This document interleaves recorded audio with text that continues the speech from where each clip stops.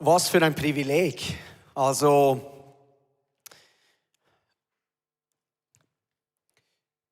Pfingstsonntagabend,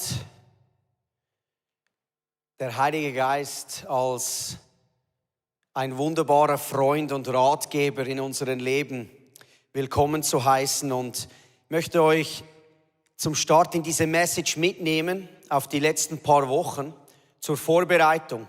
Meistens geht es so 3-4 Wochen nach Pfingsten, dann bekomme ich schon eine Anfrage, würdest du nächstes Jahr am Pfingsten, am Sonntagabend wieder eine Message machen? Das ist für mich eine Riesenehre. Und vor 3-4 Monaten hat sich eigentlich herauskristallisiert, ich werde predigen, wie werde ich diesen weisen Geist los und zu einem Sohn und Tochter für immer?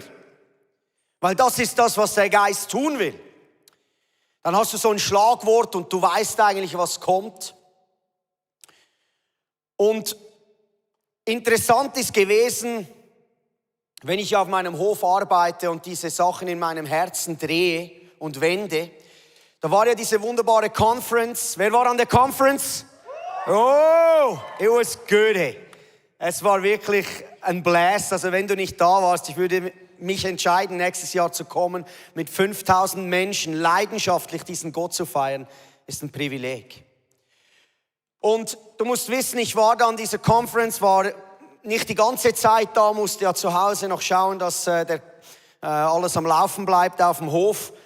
Und da habe ich viele Leute vom Movement getroffen, viele Leute aus verschiedenen Churches, und dann war ich einfach so humbled, wie viele Leute kamen, mich umarmt haben und sich bedankt haben für Messages, für Inspiration, wie Gott Wunder getan hat. Und war für mich so eine Riesenehre. Und du gehst dann nach Hause und jedes Mal sagen sie, ja, wir freuen uns schon auf die nächste Message. Und die letzten 2-3 Wochen war es ganz speziell, als ich diese Message vorbereiten wollte, habe ich nichts gehört. Und wenn ich mit Gott meine Zeit habe, in meinem Gebetszimmer, habe ich nur gehört, es wird ein Erlebnis. Und das ist noch challenging, oder? Weil du möchtest ja gut vorbereitet sein. Es war mir so, als etwas in meinem Herz hochkommt. Die Leute erwarten New Revelations, eine noch bessere Message als das letzte Mal. Aber ich muss euch enttäuschen, ich mache bei dieser Performance nicht mit. Ich mache nicht mit und setze mich unter Druck, weil wisst ihr eines, die Offenbarung des Evangeliums war vor 2000 Jahren klar und ist heute noch genau das Gleiche. Es ist die Offenbarung eines gekreuzigten Sohn Gottes, der Mensch wurde und gesagt hatte zum Vater, wir wollen eine größere Familie.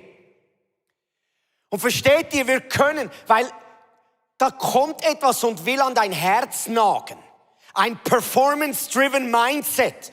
Kennt ihr das auch? Als ich die HF gemacht habe in der Landwirtschaft, habe ich als Zweitbester abgeschlossen und ich habe mich eigentlich als Fehler gefühlt, weil ich wollte Kantonsbester werden. In Isone, Hindernisbahnrekord als Grenadier, aber in den Selektionsprüfungen von 180 nur der 2. Platz. Und ich habe mich selber gefühlt, als wäre ich nichts. Habe gedacht, hey, nicht mal das kannst du. Siehst du mal, wie komisch wir Menschen sind? Weil wir immer vergleichen. Weil wir immer vergleichen, um besser sein zu wollen als der andere und es nochmals zu toppen und noch mehr Anerkennung. Um ein Sohn und eine Tochter zu sein für immer, können wir an diesem Performance, an dieser Leistungsgesellschaft nicht mitmachen. Wir müssen uns demütigen. Wir müssen tief gehen, liebe Freunde. Wir müssen tief gehen. Unserem Gott unser Leben anvertrauen. Weil ich kann dir eines sagen, wenn ich einen Wunsch habe heute, für die Leute, die online zuschauen, für die, die heute da sind, dann ist ein Wunsch in meinem Herz, der brennt. Dass dieser Gott zu deinem Vater, liebenden Vater wird für immer. Egal was deine Erfahrungen waren in deinem physischen Leben. Eine Sohnschaft und eine Tochterschaft zu sein, wo es nicht darum geht, was performst du heute oder morgen oder in einem Jahr. Wir wollen noch bigger, noch besser, noch größer. Es ist ein religiöser Geist, der uns treibt. Und wir machen da nicht mit. Sondern wir besinnen uns auf eine ewige Wahrheit des Lebens. Die Schrift sagt, in der heutigen Zeit fragt der Teufel und Gott die gleiche Frage an dich. Wer glaubst du, dass du bist? Der Teufel fragt es abschätzig. Wer glaubst du schon, dass du bist? Siehst du alle deine Shortcomings? Wer glaubst du, dass du bist? Du bist ja niemand. Und der Vater schaut mit seinen liebenden Augen durch seinen Sohn Jesus in dein Herz hinein und sagt, wer glaubst du, dass du bist? Du brauchst eine Offenbarung von diesem Kreuz. Er wünscht sich Männer und Frauen, die Söhne und Töchter sind, für immer. Epheser 1, 4-5 lesen wir. Aus Liebe hat Gott uns schon vor der Erschaffung der Welt in Christus dazu bestimmt, vor ihm heilig zu sein und befreit von Schuld. Was für eine Aussage! Von Anfang an war es ein unveränderlicher Plan, uns durch Jesus Christus als seine Kinder aufzunehmen. Und an diesem Beschluss hatte er viel Freude. Das Wort Plan dort, das griechische Wort Telema, du warst sein Wille, sein Plan, seine Wahl, sein Wunsch, seine Freude, seine Lust, sein Verlangen, sein Vergnügen. Wer sagt Amen dazu? Liebe Freunde, wir wollen diesen Jesus der Schrift. Wir wollen nicht einen selbstgespinnten Emotions-Jesus. Wir wollen einen Jesus, der gesagt hat, ich bin gekommen, um mein Leben zu geben, als wir noch seine Feinde waren. Das ist das Evangelium, liebe Freunde.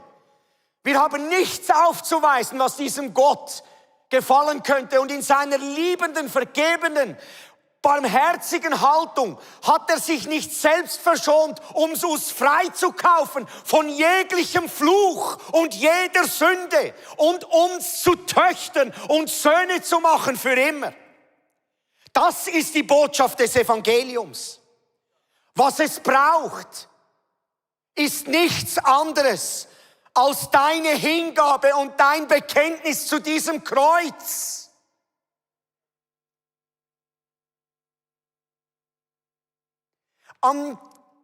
Auf den Knien an diesem Kreuz beginnt Sohnschaft, Tochterschaft. Da beginnt das Leben und da endet es. Er ist der Anfänger und Vollender unseres Glaubens. Er will für immer seine Liebe in dein Herz ausgießen. Egal wie dein Tag war, egal wie deine Performance war, egal ob du deine Emotionen im Griff gehabt hast oder nicht. Scham, Anklage und Verurteilung sind nie Tools des Heiligen Geistes. Der Heilige Geist arbeitet mit einer liebevollen, brennenden Liebe, der uns in eine Gemeinschaft mit einem Vatergott ruft, der gesagt hat, ich will dich. Egal was die Welt sagt, egal was noch stimmt oder nicht stimmt, er hat ein Ja über deinem Leben ausgesprochen. An diesem Kreuz, du sagst, ich kann nicht glauben, dass Gott mich liebt. Das ist der größte Beweis, dass Gott dich auf seinem Herzen trägt. Thank you, Lord.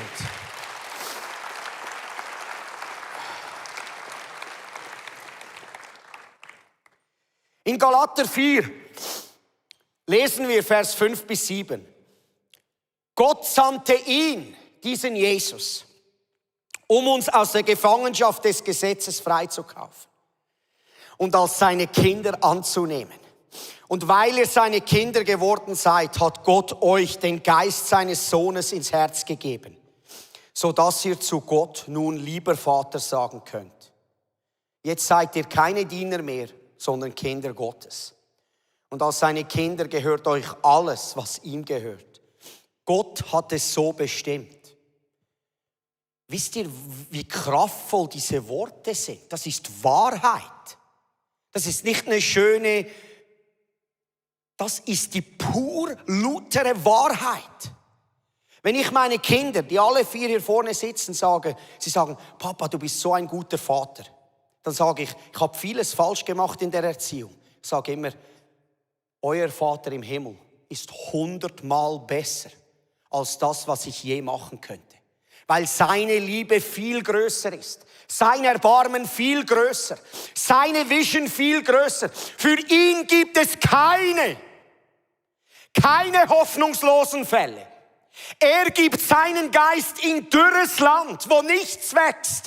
Er baut sein Reich in deine Lebenstrümmer hinein, wo alle dich schon abgeschrieben haben.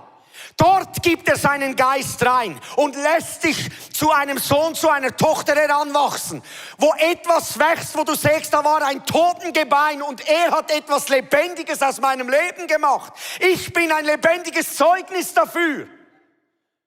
Wenn du auch ein Zeugnis für die Güte Gottes in deinem Leben bist, dann give him a shout. Thank you, Lord. Thank you, Jesus.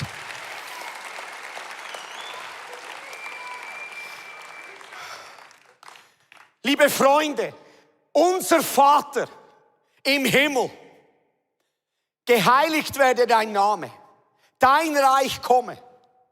Er will sein Reich bauen durch dein Leben, aber nicht durch deine Performance, aber nicht durch dein gut Bemühen. Ich kann es nicht mehr sehen, dieses gute Christentum und sich anstrengen. Wenn wir aus dem Geist leben wollen, müssen wir nicht nur Christian Vampires sein und das Blut von Christus immer wieder trinken, sondern wir müssen sein Herz essen, damit wir so werden wie er. Liebe Freunde, wenn du seine Liebe erlebst, dann legst du freudig deine Sünden ans Kreuz. Und du managst nicht dein Sündenverhältnis. Du willst mit der Sünde nichts zu tun haben, weil sie raubt dir das Leben. Und die Leute sehen es rundherum. Und wir können es nicht gebrauchen in der heutigen Zeit, dass wir uns jedes zweite Mal für unsere christlichen Brüder und Schwestern entschuldigen müssen, weil sie in einem religiösen Geist agieren. Wir wollen doch Leben spenden an einer verlorenen Welt, die einen Vater Gott braucht. Hört ihr dieses Herz des Vaters, der uns an das Kreuz ruft? Schaut Paulus in Galater 6, was mich betrifft, so bewahre Gott mich davor, mich irgendetwas anzugeben. Rühmen will ich mir noch einer Sache, des Kreuzes von Christus, unserem Herrn, durch das mein Interesse an dieser Welt gestorben ist, wie auch das Interesse der Welt an mir. Ich will mich nichts anderem rühmen. Liebe Freunde, wir können uns nicht auf die Schultern klopfen und sagen, schön, super gemacht, ICF 30 Jahre. Es ist alles wegen diesem Kreuz. Wir rühmen uns nur einer Sache, diesem Jeschua HaMashiach, der Gesalbte, der gesagt hat, ich will die ganze Welt erretten. Was hat Johannes gesagt, als er diesen Jesus gesehen hat? Johannes der Täufer, siehe, das Lamm Gottes, das die Sünden der Welt hinfortträgt. Hat er deine Sünden fortgetragen? Meine trägt er immer wieder von mir weg. Danke, Jesus.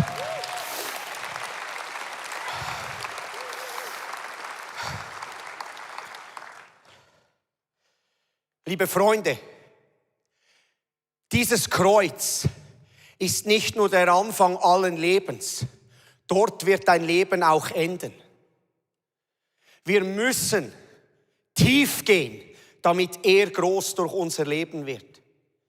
Wenn du diese Liebe dieses Vaters noch nie erlebt hast, dieser Geist Gottes, der Liebe per Definition ist, ein Tröster, ein Ratgeber, der heute Abend auf dein Leben kommen will. Versteht ihr, die Juden, die haben Jesus ans Kreuz geschlagen und in Apostelgeschichte 2 haben sie plötzlich gemerkt, Scheibe, wir haben den Messias gekreuzigt, was müssen wir tun? Und sie haben die Apostel gefragt und sie haben es einfach gemacht. Apostelgeschichte 2,38 kannst du lesen. Bekennt doch eure Sünden. Lasst euch taufen zur Vergebung eurer Sünden. Empfangt den Heiligen Geist als dieses Gnadengeschenk. Es ist für heute Abend für jeden möglich, diese Liebe des Vaters zu empfangen. Das Einzige, was es benötigt, ist deine Hingabe.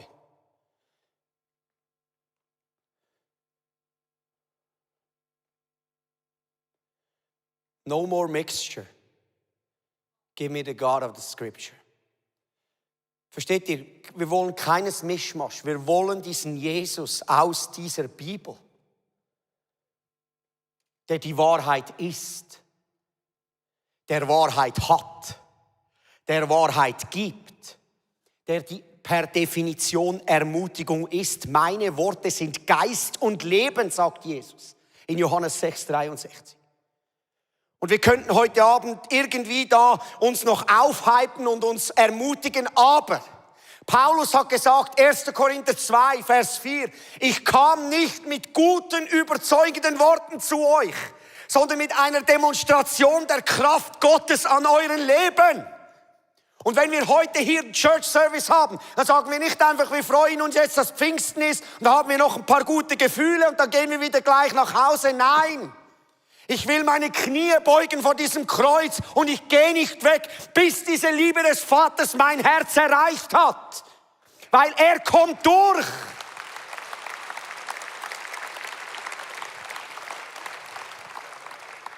Es ist sein Sieg und sein Weg, der er gemacht hat. Du hast Möglichkeit, egal was deine Lasten sind heute. Versteht ihr, der Teufel will dich fernhalten von diesem Kreuz. Aber dieses Lamm, das geschlachtet ist, von diesem Kreuz fließt Leben in Fülle.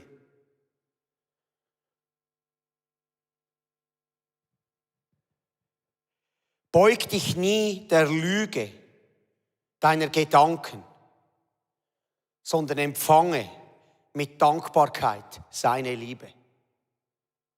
Versteht ihr? Wir beugen uns nicht unseren Gefühlen. Wir beugen uns nicht unseren negativen Gedanken, weil er uns erinnert, was wir alles falsch gemacht haben. Sondern mit Dankbarkeit knien wir an dieses Kreuz und empfangen seine Liebe. Und dann merken wir, dass er alles uns gibt, was wir brauchen, um zu überwinden, liebe Freunde. Wir brauchen keinen Götzendienst mehr. Er alleine soll unser Leben sein. Freu dich, dein Leben wird dann irgendein bald mal vorbei sein. Dann geht das richtige Leben los. Das hier ist alles nur Vorbereitung. Das ist die Vorbereitung, damit du mit Freuden einziehen kannst in ein ewiges Leben, wo du regieren wirst mit ihm. Leg deine Götzen heute ab, liebe Freunde. Egal, was deine Addictions sind, es ist mir egal, es ist ja immer das Gleiche. Warum nicht an dieses Kreuz? Warum nicht seine Knie beugen und sehen, ob dieses Kreuz heute noch Macht hat? Als ich gestern Abend um 1:30 noch eine Kalberkuh schauen musste und als ich reingekommen bin, hat es mich nochmal in dieses Gebetszimmer, das wir gebaut haben, gezogen und ich habe dieses Kreuz in Flammen gesehen.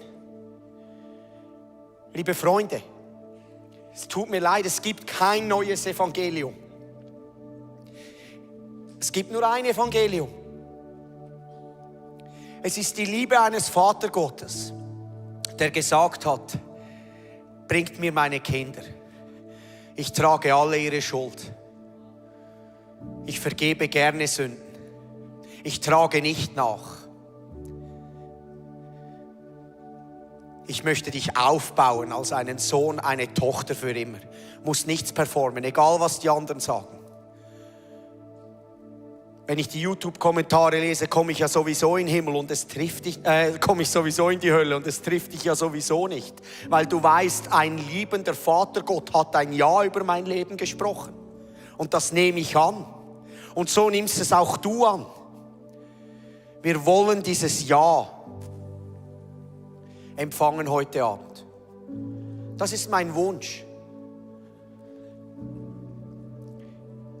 In Römer 8 heißt es, deshalb verhaltet euch nicht wie ängstliche Sklaven. Wir sind doch Kinder Gottes geworden und dürfen ihm Abba Vater rufen. Denn der Geist Gottes selbst bestätigt uns tief im Herzen, dass wir Kinder Gottes sind. Er möchte dir heute sein Gesicht zeigen.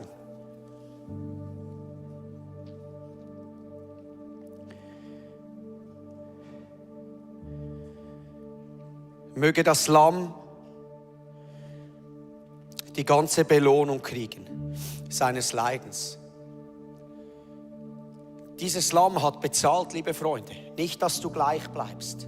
Nicht, dass du in Angst weiterlebst. Dieses Lamm hat nicht bezahlt, damit du in deinen Ängsten und Kämpfen weiter selber dich probierst zu therapieren. Gib heute diesem Kreuz eine Chance, dein Herz zu brandmarken in der Liebe Gottes, wie es du noch nie gekannt hast. Du hast ein Go. Der Vater ist auf Go. Er möchte dich beschenken mit etwas, das jahrzehntelang brennen wird. Und ich spreche das über euch aus. Wir wollen nicht on fire sein für 1 Jahr oder 3 Jahre oder 10 Jahre. Wir sollen in 20 Jahren noch brennen für dieses Evangelium. Wir brauchen keine neue Botschaft. Diese Botschaft verändert Leben. Es ist die Wahrheit.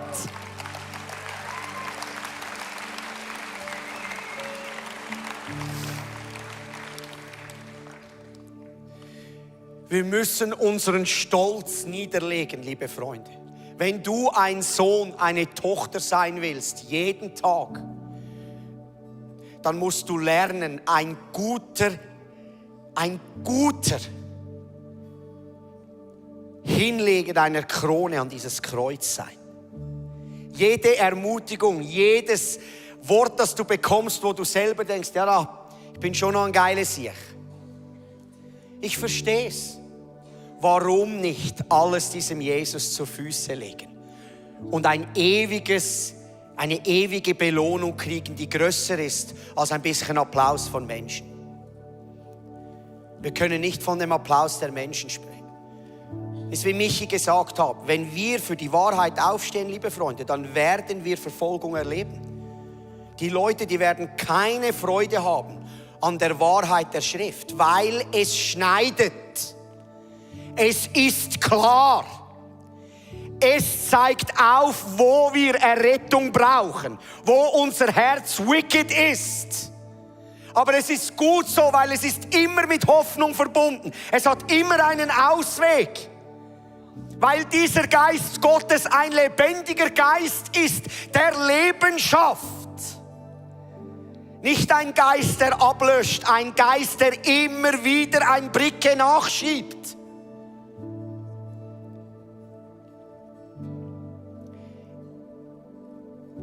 Nach 20 Jahren Nachfolge bin ich Jesus dankbar, dass mein Herz noch weicher ist, als ich es je hätte tun können. Und ich möchte, dass es noch weicher wird für die Menschen, damit wir gegenseitig uns ermutigen können, diesem Lamm zu folgen, egal was es kostet. Vergessen wir nicht unsere Freunde, die durch Schwierigkeiten durchgehen. Unsere Brüder und Schwestern in Ländern, wie sie nicht hier treffen können. Unsere Geschwister in Nigeria, die hingeschlachtet werden, weil sie diesem Christus folgen. Wenn du denkst, ob das alles real ist, da hat es Menschen auf dieser Erde, die für diesen Christus gerne ihr Leben geben. und du hast ein Problem, dich hinzustellen und sagen, ich liebe Jesus, dann brauchst du heute eine Offenbarung dieser Liebe. Es geht nicht. Du musst nicht beschämt sein. We're not ashamed of the gospel. Römer 1,16. Wir freuen uns ab der Kraft Gottes. Amen. Give Jesus a hand. He's worthy. Er ist würdig.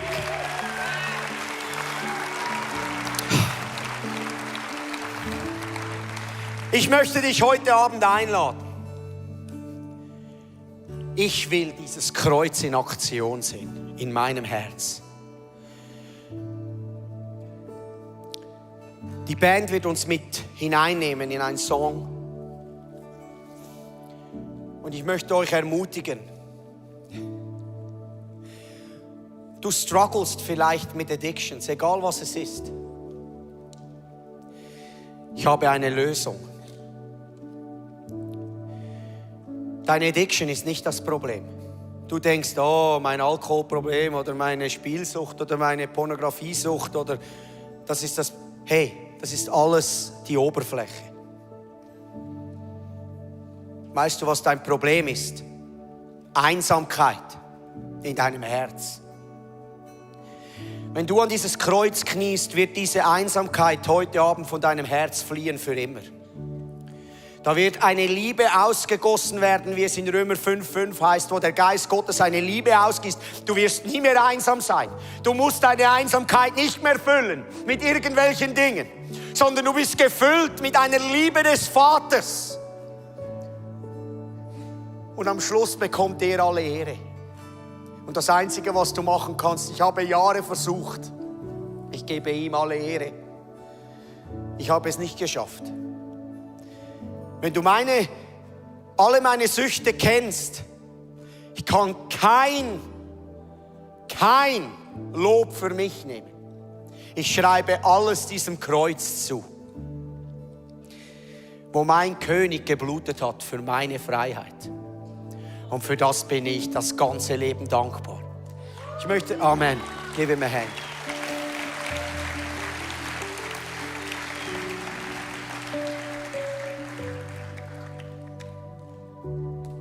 Egal wo du bist,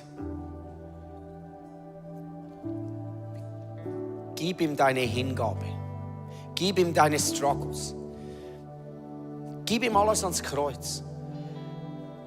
Ihr dürft auf die Knie gehen, ihr dürft auch von oben nach unten kommen, wir haben genügend Platz. Wir wollen eine Zeit hineingehen, wo wir diesem Geist Gottes Erlaubnis geben, an unseren Herzen etwas auszugießen, das nur er kann. Süchte werden brechen. Freiheit wird in ein Leben kommen. Ihr müsst euch nicht schämen, an diesem Kreuz sind wir alle gleich. An diesem Kreuz ist jeder Mensch gleich. Und wisst ihr, was es für eine Ehre ist, wenn dieser Gott sieht, dass wir uns beugen diesem Kreuz? Das ist keine neue Botschaft. Das ist eine Botschaft des Lebens. Da ist ein Schöpfergott, der Mensch wurde, der gesagt hat, es ist mir wichtig, euch zu füllen mit einer übernatürlichen Liebe, damit ihr zu meinen Kindern werdet. Weil es war von Anfang an sein Plan. Ich möchte eine größere Familie. Das war sein Herz.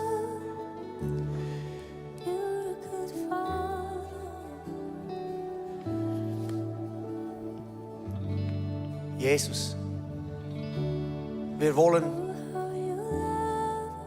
alle unsere Schuld, alle unsere Sünden möchten wir dir gerne an dieses Kreuz legen.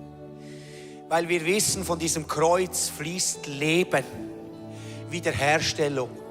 Es tut uns leid, wo wir willfully immer wieder in den gleichen Dingen gelaufen sind. Wir wissen, da fehlt etwas in unserem Herz. Bitte beschenk uns mit diesem Geist Gottes, der Liebe ist, der dich groß macht. Wir möchten uns demütigen. Wir möchten uns demütigen. You're a good, good Father.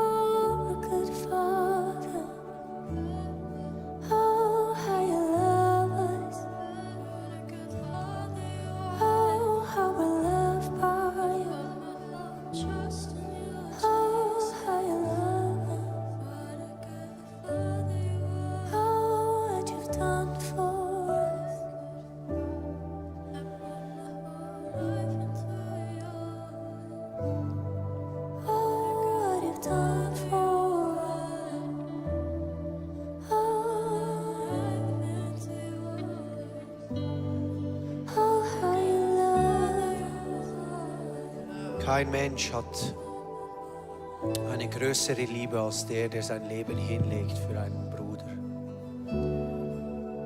Jesus, wir möchten dir einfach von Herzen Danke sagen, dass du deinen Geist gerne gibst in bedürftige Gefäße.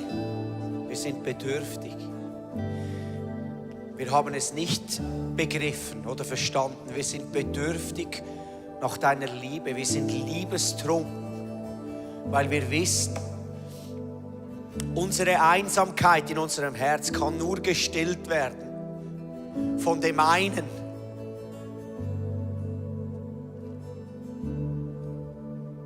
der Liebe ist. Wir möchten dir einfach Danke sagen. Du gehst an unseren Herzen nicht vorbei. Du kennst unsere Kämpfe. Danke, Heiliger Geist. Danke, kommst du mit uns. Erinnerst du uns, was der Vater über uns denkt.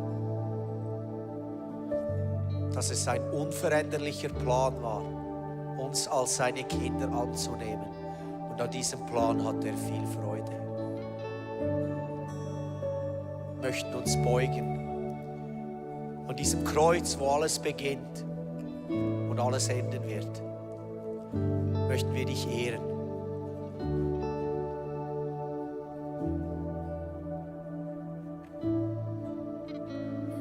Perfect in all of your ways. You are perfect in all of your ways. You are perfect in all of your ways. You are. Was hat dich berührt? Schreib es doch noch auf und nimm dir Zeit, denn es sind Schätze, die Gott in dein Leben hineinschenkt. Wir unterstützen dich auch gerne noch weiter mit Jesus zu wachsen. Connecte auf unterschiedlichen Kanälen mit uns und natürlich würde es uns freuen, wenn du vielleicht auch mal in Person bei uns vorbeischaust im ICF Sunday Night. Bis bald.